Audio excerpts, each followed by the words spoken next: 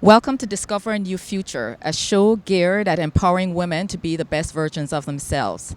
Today, I have a special guest, and I am so excited to be here today.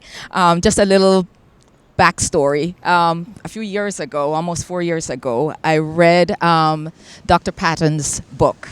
And I was so moved by what I read, not read, let me change it, I listened to.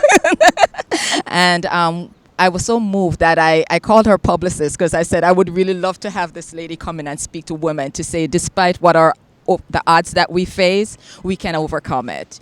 So I'm so honored to 4 years later to be here sitting in, I don't even know which park. Central Park South with you. And thank you so much for doing this interview. Yes, so I want to give you a little bit of background information about Dr. Patton. Dr. Stacey Patton is an award-winning journalist, nationally recognized child advocate, and scholar. She is a senior enterprise reporter for the Chronicle of Higher Education and a frequent contributor to Al Jazeera. I can never pronounce Al Jazeera. Thank you. BBC News, The Washington Post, TheRoots.com, and a columnist for Day magazine. She's the author of The Mean Old Yesterday, the book I was telling you about, a memoir about her experience growing up as an adoptee and child abuse survivor. Dr. Patton is also the creator of Spare the Kids, an online portal that is designed to teach alternatives to physical discipline of children in Black American communities. She resides in Washington, D.C. area. So welcome. Thank you for having me. Yeah, Glad to be here. yeah, really happy to have you. Perfect setting. Yes, Let's beautiful hope it day. doesn't rain. No, it won't. Too much of a special day for that to happen. But Dr. Patton, I really want to start out by we're going to be talking about corporal punishment. And I think that one of the things that I would like to happen is for us to kind of set the stage. What is corporal punishment? Well, there doesn't seem to be a universal agreement on what corporal punishment is. It varies depending upon region, race, culture, class. But I think we're all in a basic agreement that corporal punishment means to strike a child's body as a way of disciplining a child, teaching them some sort of lesson. The way corporal punishment gets deployed is different. For some people, it's a swat on the backside. For others, they amp it up by using objects, belts, switches, extension cords. I mean, some really dangerous things. In this country, it is legal to hit your child, and how you hit your child, how you are legally able to hit your child varies by state. So in Texas, you can jack your kid up one way and it's okay, but if you try to do that same technique in Vermont, you might find yourself in jail. So you have to look at the state statutes to see where they draw the line between acceptable corporal punishment and abuse. But to me, it's very perverse because it raises a question about how do we define when a child is acceptably scarred or injured, exactly. And when we should just remove it out of the question to begin with. And mind you, we used to have similar laws on the books for men being able to hit their wives. That's true. Wow. And you bring up a really interesting topic because when I was doing research for this show, I found that 19 states still allow corporal punishment in schools, the paddling. And we think that since we're in the 21st century in the great US of A, that would not be happening. And I also found out that 39 countries prohibit any form of corporal punishment, but the United States is not just one of them, right? Another interesting fact I found was that 85% of people of color believe that it's okay to hit a child, and 70% of Americans approve of corporal punishment in general. So I'm kind of curious. I don't know the answer, but I'm curious, why this mission? It seems that you're on a mission. I read your mission statement, and in fact, your mission statement is, my mission is to help stop the use of corporal punishment against children in the United States, to push state legislators to ban closed adoption and to promote adoptees' right to their birth records. That's a hefty mission. Why this mission? Well, my mission is defined based upon my own personal experiences. Growing up as an adoptee, not knowing who I was and where I came from, I feel that adoptees should have the right to access their birth certificates, to know who they are so that they can become who they want to be. I am a lover of history, both culturally but also personally. And identity is so critical to who we are. When we don't know basic information about ourselves, it could lead to a lifetime of psychological stress. On the corporal punishment aspect of this, the first time I was ever hit was at 5 years old by my adoptive mother. And I just felt like my whole world had changed with that one slap to my face. And it was shocking to me. It never felt like love. It never felt like safety. It always hurt. No matter what kind of rationale I heard, whether it was from ministers, whether it was the hair salon banter, there was never any justification. And as a grown woman, I've never forgotten what it feels like to be a child and what it felt like to have my body violated by someone who was bigger and stronger than me and who was supposed to love and protect me and keep me safe. And so as a child, when this was happening, I felt that, particularly growing up in an African American community, that this had something to do with our slave experience in this country and Jim Crow terrorism, that it was rooted in that kind of violence, that intergenerational transmission of trauma. But as you pointed out with the statistics, hitting children is not something that Black people have a monopoly over. More of us agree with it, but the majority of Americans believe in some form of corporal punishment for children.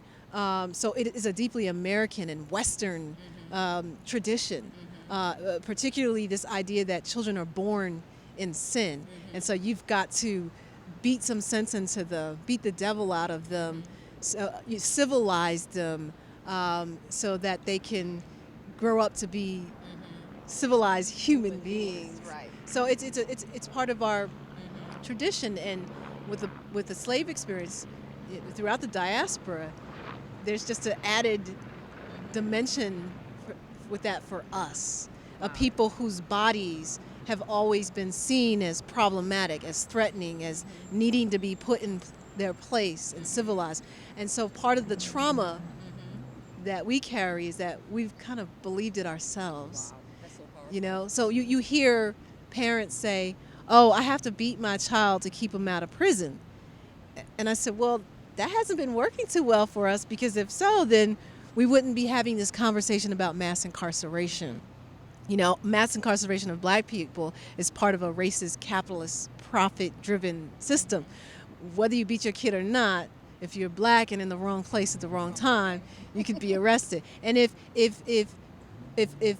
beating children were a prerequisite for success, then Black people should be ruling the world right now. Well, there has been, I'm being devil's advocate here. There are going to be a lot of people who said, well, your point was kind of proven wrong by the Baltimore mom experience. Because you wrote an article entitled, "Why is America Celebrating the Beating of a Black Child?" Which you got a lack of flack about. And this woman was trying to keep her kid from going into jail. And that was her way of actually doing that. You want to respond to that? Yeah. So as I said in that Washington Post piece, that I understood her fear. It's a fear that Black mothers all across this country and fathers have had for generations. But we must ask ourselves, how many times did Toya Graham whip her son, assault him prior to this movement? I think she actually admitted that she deploys this type of discipline. So it didn't keep him from coming into the streets and doing what he did in the first place. The irony was that for days we saw people saying, "Stop the violence," but then we see a mother cursing at, chasing down, and assaulting her kid, and we say, "But not this violence." You know, Freddie Gray, Tamir Rice, you know, Trayvon Martin. We can go all the way back to Emmett Till. You know, beating a child has never saved them from racism. It's never saved them from the streets. I talked about an uncle who, a few years ago, filmed himself whipping his teenage nephew on video for posting gang messages on Facebook. And his rationale was, I'm trying to keep him safe. I'm trying to keep him out of jail. I'm trying to keep him from being killed. Before the year was out, he ended up dead anyway.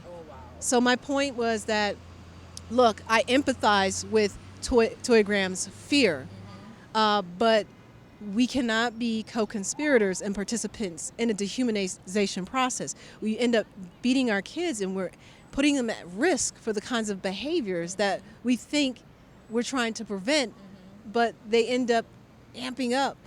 And, you know, Because hurt people, I did use this term even earlier this morning, that hurt people hurt others, you know, and sometimes we see adults, but they're adults because we have to grow as in, you know, physically, but we're damaged children inside, you know, and we can't do more. We can't do what we don't know. So Toya, or many of us, we grew up, I'm from Jamaica, and grew up with, you know, I am the adult, you're the child, you must be seen and not heard. And, you know, the Bible says that don't spare the rod and spoil the child, you know. And a lot of people believe that. So you want to talk about that particular topic? yeah, spare the rod, spoil the child. The blueness of the wound cleanses away evil. God chastises those he loves. You know, I was brought up with those Old Testament scriptures as well. But I tell people, you know, they need to, progress their theology and up their interpretation of the Bible. What is the Hebrew interpretation of rod? It's a walking stick. The only time you see it deployed in the Bible is with a shepherd, you know, wielding it against foxes. Not foxes, wolves, who want to try to threaten the sheep. The only time it's used against a sheep is just to poke, to keep it in line. You never see a shepherd picking up a rod and beating a sheep with it. You know, and you think about the 23rd Psalm, thy rod and thy staff comfort me. Now, does that sound like a whipping? You know, and so, you know, the Bible is full of stories about, you know, very medieval behaviors, you know, sacrificing children on altars, you know, stoning women, I mean, all kinds of things. So why cherry pick? Let's bring it all back then. Why don't we? Social services will be very busy if that's the case. Yeah, it's like, let's move to the New Testament. With, you know, Jesus never hit a child. You know, I mean, he was very progressive on his ideas about how we should treat children. And all these pastors who use their pulpits to advocate violence against children, particularly in black communities, are doing a deep disservice, because you have so many people coming into the sanctuary, so many traumatized people, mind you, mostly women, single moms, bringing their own baggage and frustrations and anxieties to church with them. And you've got some minister up there saying, this is how you should deal with your kid. And then when that parent goes home and uses a rod of some sort, some variation on the kid, are these ministers going to show up at the DA's office to advocate, you know, to try to keep this mom out of jail? Are they going to take these kids into their homes to keep them out of foster care? So the ministers, black churches especially, can play a much more progressive role in creating safe sanctuaries, teaching parents about mass incarceration, you know, disparities in foster care and juvenile justice, teaching them about, you know, brain development and child development, so that they can help, you know, keep our people out of these systems which help to perpetuate these cycles. So the first thing they need to do is read the Bible a bit more carefully. I know the background. But I think learn some Hebrew.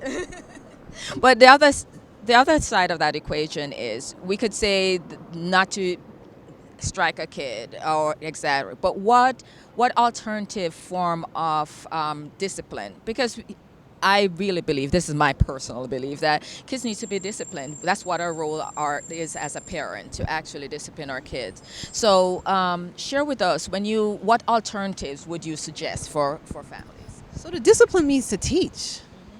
I'm not sure how violence teaches anybody anything except fear.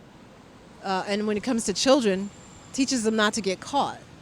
And, you end up driving delinquent behavior underground. So for me, my role is first is about education and a sort of holistic approach. So we got the ministers who need to be, thinking about the ways in which the Bible talks about children, or whatever religious text you use. So what are the sort of, religiously based, progressive, loving, healthy ways, to raise children. So that's one sort of holistic thing. The other is people need to understand something about child development. I mean, that's a big part of the problem here. People have these unreasonable expectations of children. I've read DA child abuse reports where, the children are getting taken out of the house because parents are doing things like whipping 2-year-olds with switches during potty training sessions, and they think that that's the way you teach a child. I have to discipline my child to pee on cue, and if not, I'm going to grab this switch and beat a 2-year-old with it. This is the kind of stuff I'm talking about. So, if you understand child development, you'll understand that, the children are moving through these stages, these very primitive stages. They're doing what they're supposed to do. So your job is to not beat it out of them, not to control, but to guide it. Guide them through it. So parents need to develop some understanding about brain development.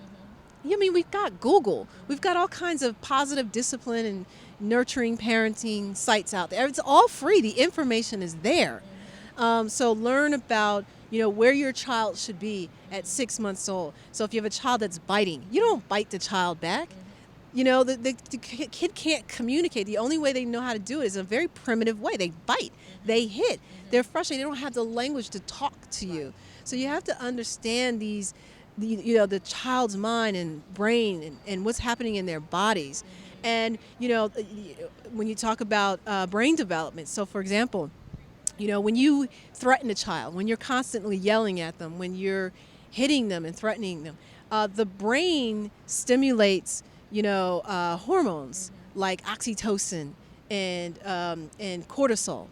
And so when you have a child whose brain is being stressed like that as it's developing, you're potentially sowing the seeds for some negative behavior. You're harming their cognitive abilities, language development, and acquisition skills. You're putting them at risk for early sexual behavior, for aggressiveness, and those sorts of things. So you have to model for kids, what you want them to do. So for example, some people say, oh, well, if my child touches a hot stove, it's my job to smack them to keep them from doing that. No. What you're doing is you're teaching them not to get caught doing it in that moment. So you do things like turn on the stove, get on the floor, and play with your child. An inch closer and closer to the stove. And as you get closer to that heat, you react to it. You say, no. And your child, like animal children, you ever watch like National Geographics? When there's danger and that mama bear stands up like this, you watch. The kids instinctively hunker down because they recognize, they feel her fear. And so that child is going to look at you and react the same way. Now, you might have to do this a few times, model this, that it's dangerous. The point is to get the child to fear the stove, not you. Exactly. And that's the problem. I have parents who say, I have my parents who say, my child lies, so I have to beat him. And I say, do you lie? And they say, yeah. I said, so how do you expect a developing child to master something that you haven't yourself? So you have to get behind, well, why is the child lying? What's the fear? We lie because we're afraid of something, to protect something. But there's so much out there, so much literature that, teaches you how to, get behind children's behavior. And if you can understand that they react, not with words or the same kind of logic, but through their behaviors. And then with teenagers, what happens a lot of times is people get frustrated. My child is acting out. My child is talking back. They're doing exactly what they're supposed to do as teenagers, to disassociate from you, to be. So the step one is understanding the human development. A lot of people come and they just want, give me 10, steps on how to not hit my child. It doesn't work that way. And you have to do some work on yourself. Exactly. You have to revisit your own childhood, right? So stop saying things like, oh, well, I got beat as a child and I turned out fine. Exactly. I was just gonna say I'm like, the fact that you say that means that your brain has been altered, traumatized, because you can't remember the trauma accurately. You've sort of reimagine something that was scary and violent as being good for you. So we've got to do work on the self. Holistically as a culture, we've got to change this conversation. I totally. You said two things: that we are models for our kids, and kids are like sponge. They soak up anything that's around them. That especially familiar as it pertains to parents and people who are caregivers, and we don't realize the impact that we have on our kids. And I think that's something that's so important for us to really hone into. But you also mentioned, I think that many of us, including myself, have to unlearn a lot of things that we grew up believing. Not that our parents were bad people or they taught us what they knew.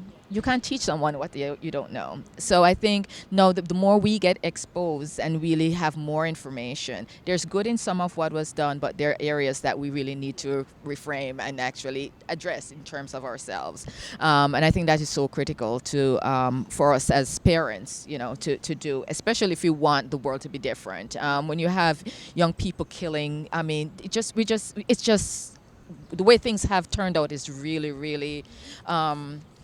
Is sad, put it that way. And I wanted to kind of turn this to ask you the question, what are some of the things you are doing to address this particular issue? So the first step was writing That Mean Old Yesterday. It was healing for me. I needed to, I knew that what happened to me was not a good thing. And, for years I was told to be silent about it, to get over it, to forgive, and it ended up feeding me into the foster care system. And my early adulthood was ravaged by depression and anger. And so I needed to heal from that. And so I needed to listen to the little girl instead of, privileging everybody else's voices over the little girl. Those people who said that, it wasn't that bad what happened to you. See, you turned out fine. And so writing the book was the first step, and grounding it in the history of the plantation experience and Jim Crow to show that, look, my adoptive parents did this to me because their parents did this to them. They grew up during Jim Crow and their grandparents were slaves. This was a cycle. Black people didn't just come out crazy and beating their kids. This was this is an extension of the master's lash. And so I needed to speak out on that. And so that was the first step. And ever since then, I've been traveling across the country. I do a lot of work with, child welfare providers, juvenile justice professionals, to get them to understand, this cultural context of this behavior in our communities, so that when they make decisions, about removals, and if they're really about empowering and healing families, they'll try to understand the historical roots of this. To work with churches, to work with DA's offices, on deferred prosecution programs. So rather than just throwing people in jail for lower level offenses, that send these people to parenting classes and educate them on cultural trauma and child development, those sorts of things. I do things like incorporate children's voices into this, because adults are always talking about this, but it's the children who are bearing the brunt of this. So I try to showcase their voices to tell people, look, this is how they're experiencing, this is how this makes them feel. And eventually I want to incorporate, a science and digital technology into all of this so that parents can have things in their hands to teach them these alternatives, to help them understand what's happening with their children's bodies. So it's all about education, and it's all about coming from a place of love, not judging, not saying you're a bad person. I'm not talking about your mama, but to say, hey, I know this isn't going to be embraced by everybody, but let me give you something to think about. And that's so critical.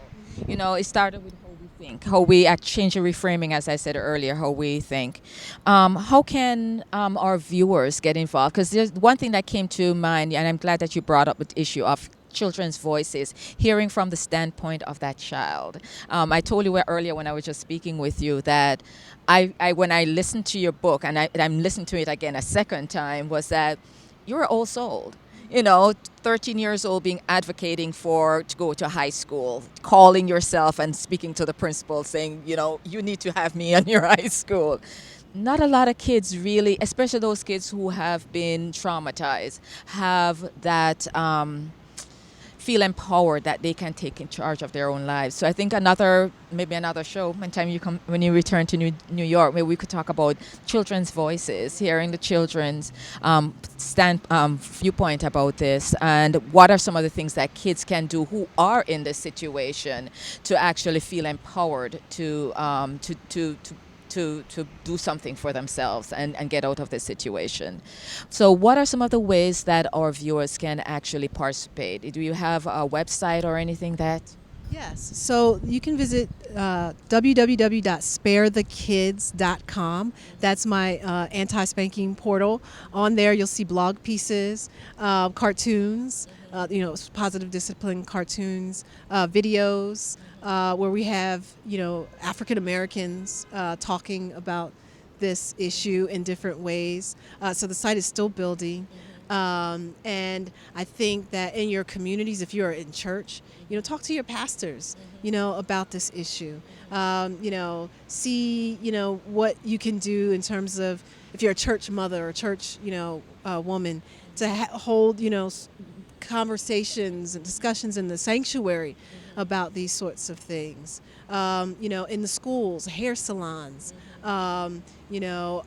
There's lots of things on positive discipline. Just Google positive discipline or nurturing parenting, and educate yourselves about this. You could feel free to write me. My email address is Stacey, Stacey, P.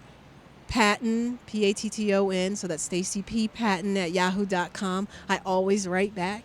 So if you have questions and resources, you want book titles, videos, there's lots of instructive videos out on YouTube as well to help people out, parenting tips and so on. Just write me, and I'd be happy, to engage. Wow. I keep on saying that time goes fast when you're having fun, because this was such a really empowering conversation. And I really want to thank you so much for taking time out of your busy schedule to meet with us today. And it was a pleasure meeting you. Yes, I enjoyed this conversation. Thank you so much for the work you're doing. Thank you. And until next time, think positive.